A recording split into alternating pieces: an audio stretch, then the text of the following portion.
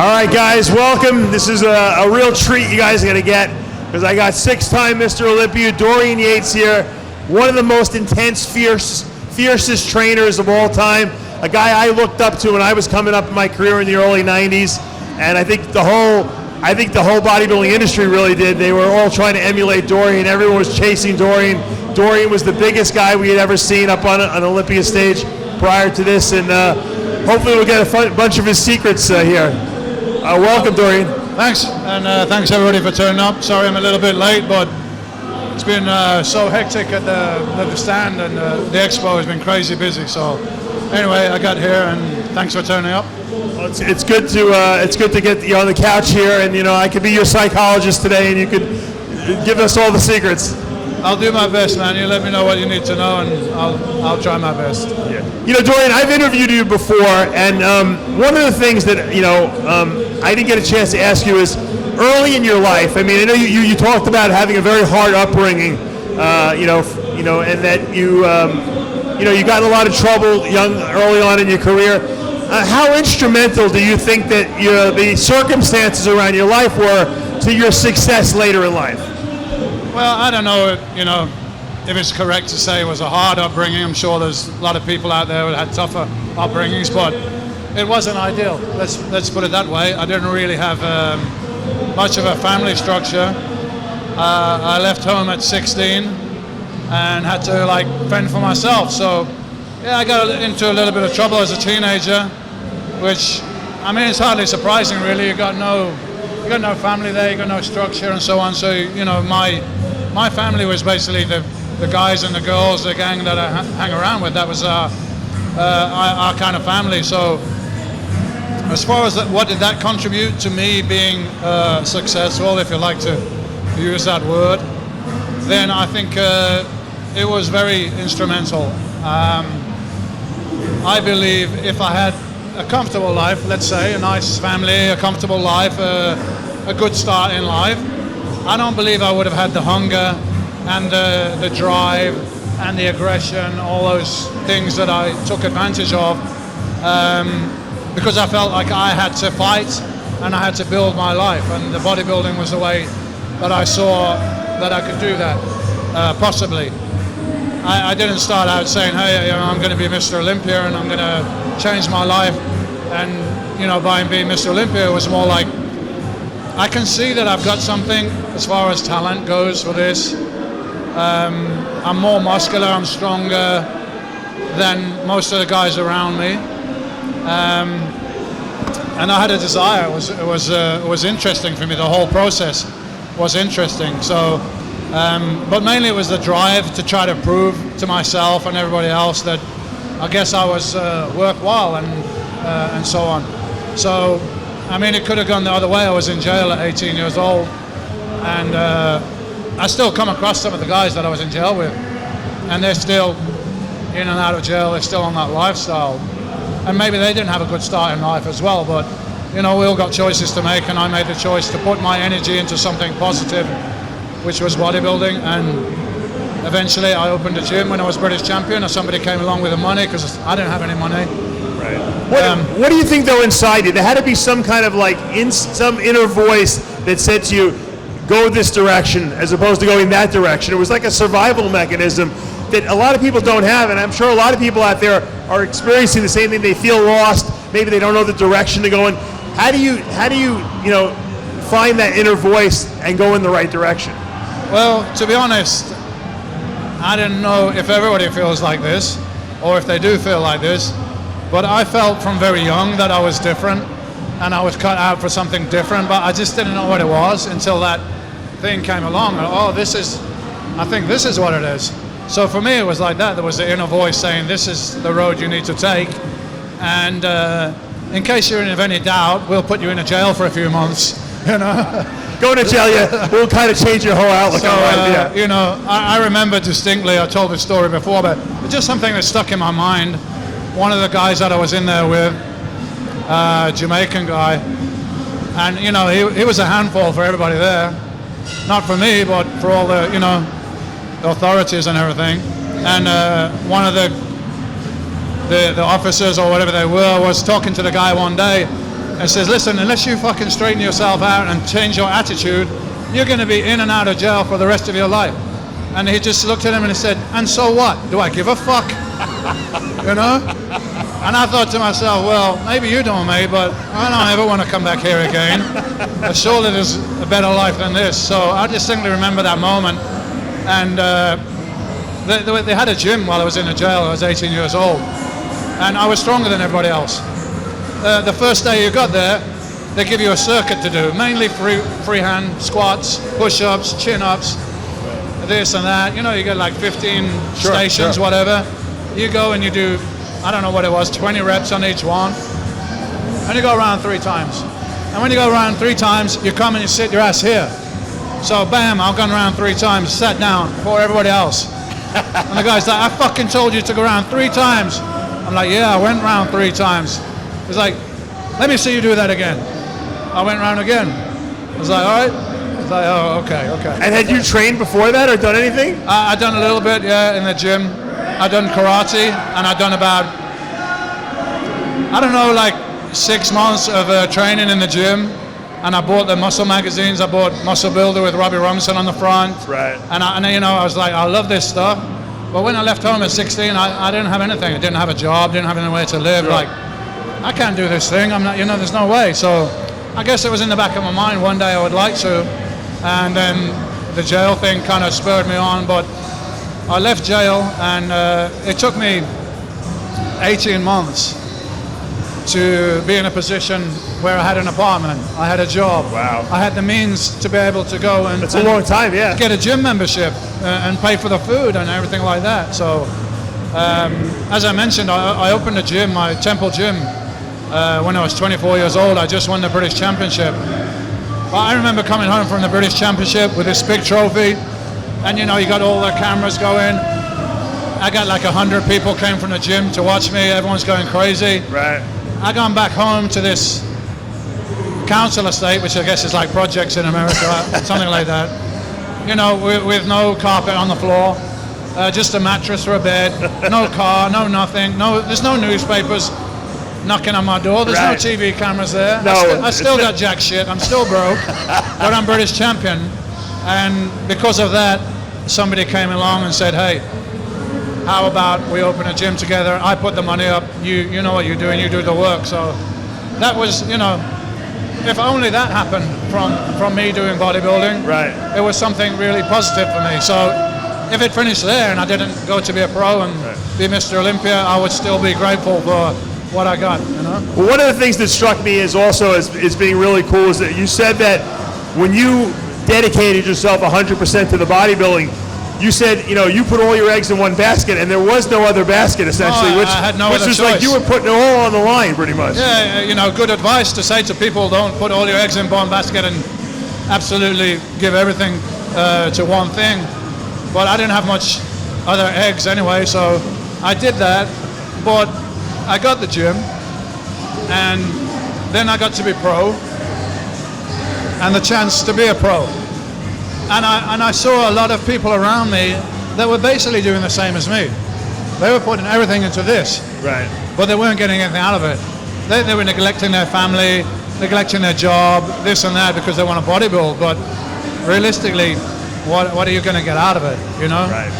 So I had to always justify this sacrifice that I was making, that, you know, I had a son and I had a wife that they were making because they were in this with me.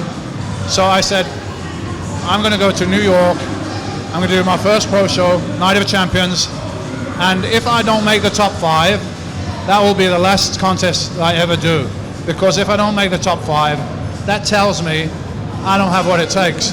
Right. Because there is only one exception to this rule, and his name's Ronnie Coleman. But the rule was, if you got what it takes, it'll be very obvious very early on, yeah? Lee Haney. Boom, it was early, like American Championships, into Olympia, second, then is the champion. Right. It's the same thing, Arnold, everybody. They got what it takes, and you can see it earlier on. So if I go to Night of Champions and I don't make the top 5, realistically, I don't have what it takes to be a pro bodybuilder, and I will hang that up, and I'll open another gym, I'll do something else, but I can't justify the sacrifice I'm making or continue to make if I'm not going to make it. Dorian, you were one of the first people who really, I guess, ushered in that 90s era of guys that weighed over 300 pounds in the off season, who competed at over 250 pounds on stage. No one had ever even conceptualized that it was even possible to do that. And people went crazy when they saw you first do it for the first time. I mean, it was like a craze. I remember, I mean, I was involved in that. I was just coming up at that time, and people were like, what is this guy doing? People used to, if I told you some of the things people told me that they heard you were doing, you know, everything from eating sheep brains and injecting experimental drugs and gene therapies, and I mean, there had to be a reason this guy was that big, right? Well, you know, what were you doing that was so different than everyone else? You know, was it your mind, doing, or was it? It's a combination of things. First of all, whatever I did, it was 100% dedication. Yeah, so to the extreme where I wouldn't even eat in a restaurant in the off season. Right. Oh, really? I would weigh my food in the off season. That's how precise I was with everything. And yeah, there was tons of rumors. The one that really went around a lot and didn't even make sense to me, but anyway, so I used to take my blood out at night and then mix with the blood the growth hormone, and then in the morning put the blood back. I'm not quite sure what the logic was behind that. The blood doping. Yeah. And the other one was because religiously I would train in the morning or late morning, I would come home, I would eat, and I would sleep for 2 hours every day. It was like part of my routine, yeah? Right. So people figured out Dorian disappears every afternoon for 2 hours.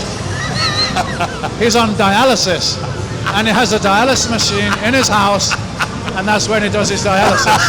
Well, obviously it's not true because I'm still sitting here pretty healthy. So as far as the whole drugs things go, I would say I was very conservative up until like getting to Mr. Olympia. And after that, I started experimenting with higher doses and growth hormone and all this kind of stuff. But it's still not anywhere near what I hear people doing these days. No, you were like mild compared to that. So if it was about drugs, or if it was about a secret drug or a secret process, surely in 25 years, somebody would have figured out that was, and they'd be doing it, right? So why were you so big? Tell us. What do you think was the difference between you and, like, say, the generation before that? Absolutely the training. I agree. Training that I did was high intensity, heavy training, day in, day out, but with the proper recovery. Recovery, I think that's important because... Yeah, there's three things here, right? You're going to the gym, and you're trying to create a stimulus. You're trying to create a stimulus so that your body will get bigger and stronger and grow bigger muscles, right? How do you get your body to react? You need to put your body under stress. And it needs to be an unusual stress that your body's not used to. So if you curl a 30-pound dumbbell for 10 reps today, and you continue to curl that 30-pound dumbbell for 10 reps for the rest of your life, you will not change one iota, I can promise you. You've got to put more stress, more weight, more intensity, etc., all the time. So that's what I was doing. I wasn't taking any time off, maybe a week after the Olympia, and I was training maximum 4 days a week, maximum 1 hour a session. So if you want to throw all the things up in the air and what did Dorian do differently, apart from total dedication to everything, which most people don't do, I trained absolutely different from everybody else. 100%, and I'm going to confirm this because as I was coming up, I was doing a lot of volume with all the guys in the gym. That's what everyone did back in the day. And I wasn't getting any bigger. I wasn't seeing any results. I remember reading an article you had done, I think Flex Magazine or something like that, and read your book, Blood and Guts. And I said, you know what? This resonates with me. I'm going to cut back my training, even though in my mind you think more training, bigger body. I cut back the volume I did. I increased the weights because now I had more energy in the gym, more intensity because I didn't have to worry about doing 25 sets. And my body grew like nothing before. Nothing changed. My diet didn't change. all it was rest and recovery. I came from an endurance background where I overtrained, you know, in endurance running, and that changed everything. I think you changed the whole mindset of how people worked out. They realized that, you know what, bodybuilding wasn't about doing tons and tons of volume and repetition. It was about breaking down the muscle with maximum weights and then recovering. Absolutely. You got 3 stages. You got the training, which is the stimulus. If it's harder than your last workout, that's the stimulus. Then what comes after the stimulus, which is actually a breakdown, is actually damaging, it's breaking down, yeah? Then your body needs to recover. So for this, you need time, you need rest, you need sleep, you need nutrition. After you've recovered, you can overcompensate or you can grow. So all those factors need to be in place. First of all, you need to train hard enough. Most people don't do that. Let's be honest, most people don't do that. Then you need to have enough time in between those workouts for your body to recover and grow. So anyone that trains legs with me, they will not be able to walk properly for 4 or 5 days because the legs will be hurting. So what's the point to go and train again while the muscle's still damaged? It's still sore, it's telling you it's still sore. So you probably need to leave it 7 or 8 days before you go back and hit it again. I remember there was this one guy in the gym. He had a good physique. I think he competed in NABA Mr. Universe or something. He had a good physique. But he kept pestering me about drugs, about the secret. And I told him whatever I know. I'm like, this is it. And he's like, no, surely not. You know? I said, oh, okay. You really want to know the secret? He's like, yeah, man. I fucking keep asking you. Tell him what's the secret. I said, all right. Meet me at 11 o'clock on Friday. We'll train legs together. I'll show you the secret. So this guy, by the end of the workout, he was vomiting. He was gray, he was green, he was multicolored. And after I left the gym, he still couldn't breathe properly. And he was talking to the guys at the gym. Right. And he said, you know what?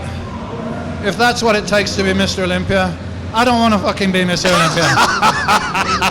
I said, you tell that guy not to worry, because he ain't never going to be Mr. Olympia. Yeah, exactly. You know, but it is true, and you see this a lot. I know guys, there's pros out there that never take a day off. They train 7 days a week. Yeah, but what are they doing 7 days a week? But they're not making any improvements because of that. Well, look, if you're going to the gym and you haven't got any bigger or any stronger in the last 2 months, why the hell are you continuing to do it? It's insane. It's insanity, right? You keep doing the same thing, you keep getting the same results. So I don't care what you read in the magazine, what you read on the internet, what the big guy in the gym told you. If it ain't working for you, change it. Like, come on, you're just wasting your time, right? There's so many people that I see, and maybe you guys know people, maybe it happens to yourself. If you can't gain 10 to 15 pounds a year of muscle when you're in your prime, when you're in those growth years, then you're doing something wrong. You know, and if you, like Dorian said, you better change something up because something's not working. Do you think that the majority of problems that people have today with putting on muscle is related to their training? Either they're training too much, they're not training intense enough, because I'm just not seeing the physiques today. I go in the gym, I train a few clients in Spain where I'm at, and you know, I don't train somebody unless they're serious, right? So we're serious when we go in. And I take them aside. I say, listen, look around the gym. There's no motherfucker in here that's training, man. We're going to be the only guys training in here. You see these guys faffing about, they got their phone out, they're talking, they're doing a little pumping. I mean, you know, whatever you do initially, you'll get results, right? The first year, year and a half, and then it's going to level out. Then you need to be smart and you need to be training real hard, and you know, I mean, take an hour 4 times a week, or even 3 times a week for some people, if you don't have a good recovery ability. And let's say it, okay, pro bodybuilders take steroids. Steroids help improve your recovery. So if you're not a pro bodybuilder and you've got a job to hold down as well, 3 times a week is easily going to be enough. The main thing is what you do when you're there. Do the exercises correctly, do them strictly, slow the negative down, don't create any momentum. Train to absolute failure on a few sets and then go home.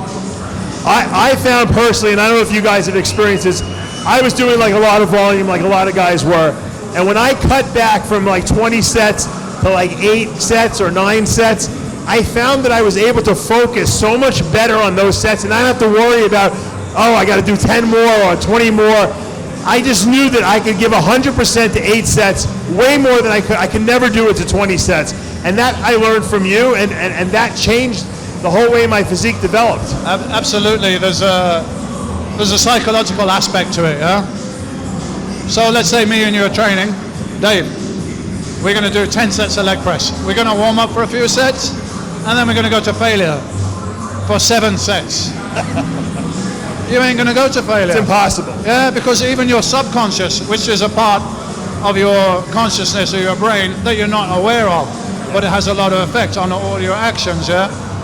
So your subconscious is telling you, hey man, you got another 6 sets to go. If you die on this first set, how are you going to do another 6 sets?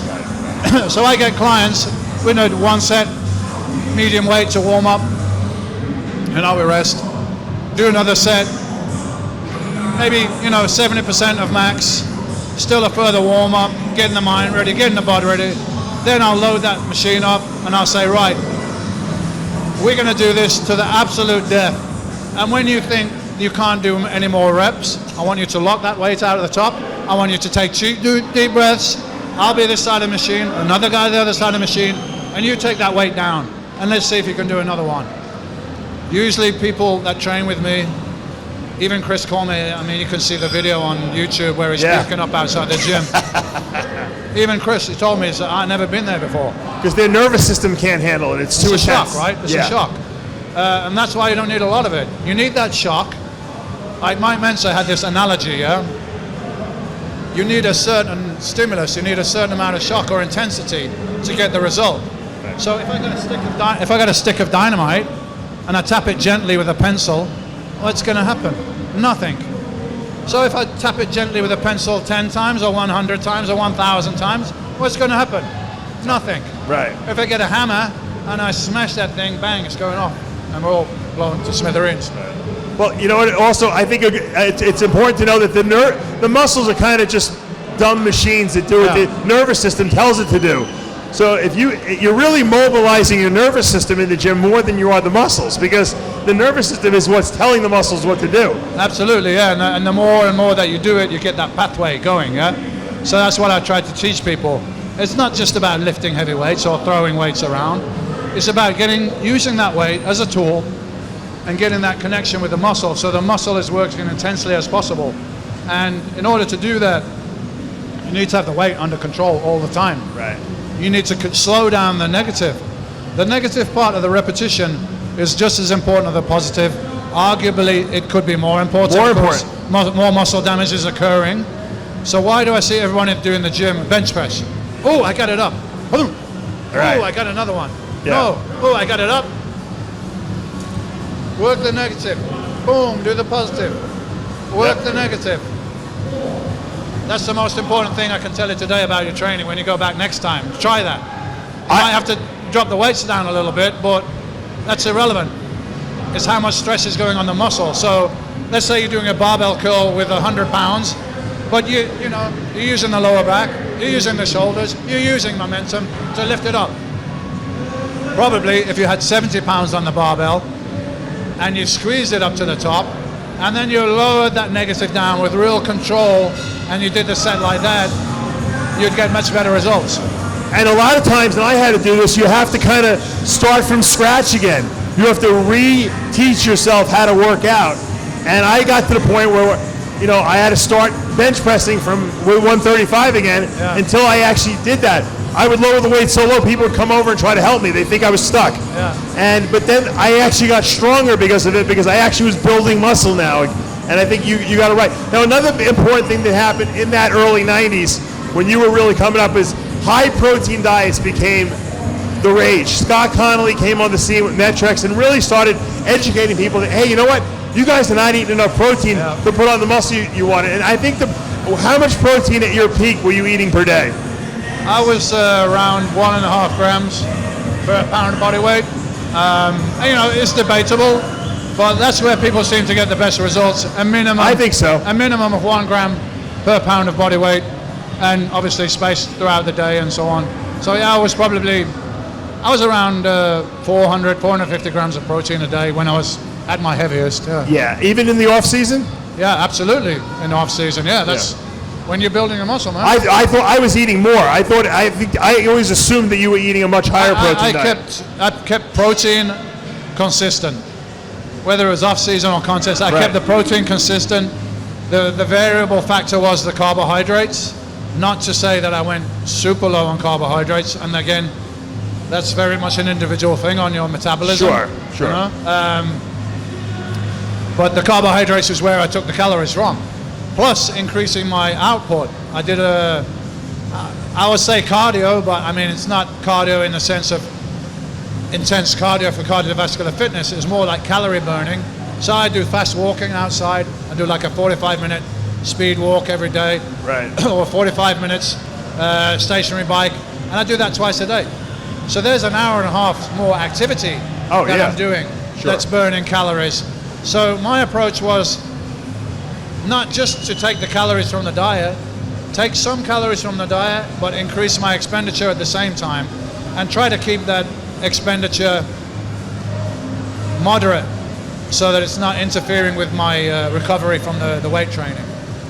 And the one mistake that I make, which I tell everyone about, the people I train and everything, we have to make mistakes to learn. But my mistake was continuing with this super high intensity training with force reps, with everything. And most of my rep range in the off season, upper body was 6 to 8. I never really went above that. Legs I did 10 to 12. But going towards a contest, your risk for injury is increasing a lot. Absolutely, yeah. You're not sleeping as well because you're on a low carb diet. You're hungry, yeah. When you're hungry, your body just wakes you up. Like I used to sleep for 2 hours and wake up. And I read a book or watch a movie, a little bit more. It was always broken sleep, so you're not recovering properly. Plus you're doing more work. You're doing all this cardio as well. You're doing posing. Your body fat levels are getting low. You know, even that is going to make you more predisposed to injury because you've got less cushioning. You're getting dehydrated. You're losing water.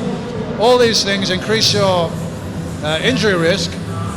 And on a calorie restricted diet, I don't believe you can build muscle anyway. Right. So your job then is shifting to maintaining. Gotcha. And maintaining is pretty easy because just go to your local gym, you'll see everyone in there is just maintaining. So you basically feel that in a contest situation, you should maybe taper the weights back a little bit? Yeah, I mean, they will go back a little bit naturally, but I'll put the reps up around 10 to 12. Gotcha. And I will not go beyond failure. And you know, I have clients as well, and some of them are gung-ho. I have to hold them back. I have to say, no, we're not doing that now. I mean, you know, learn from me. Right. If you want to get injured, we'll fucking pile it on and we'll do force reps. So you only got injured pre-contest is what you're saying? My serious injuries were 2. Bicep tear, 6 weeks before 94 Olympia. Right. Tricep tendon tear, 3 weeks before 97. I mean, I've had little things like little muscle tears, and little minor things, but nothing major in the off-season.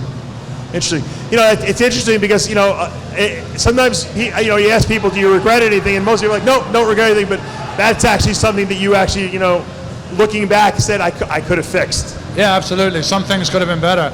I mean, that was probably it, really. I mean, I could have possibly avoided injuries. But I'm quite philosophical about all that. It's like they had to happen and all that. Imagine if you didn't tear that tricep. What a battle that would have been at the 98 Olympia. Yeah. You versus Ronnie Coleman. That would have... True. But, you know, I believe there's a time for everything in life. Yeah. And maybe, you know, some higher power than me understood that I needed an injury to let me know. Yeah, to get you out of there.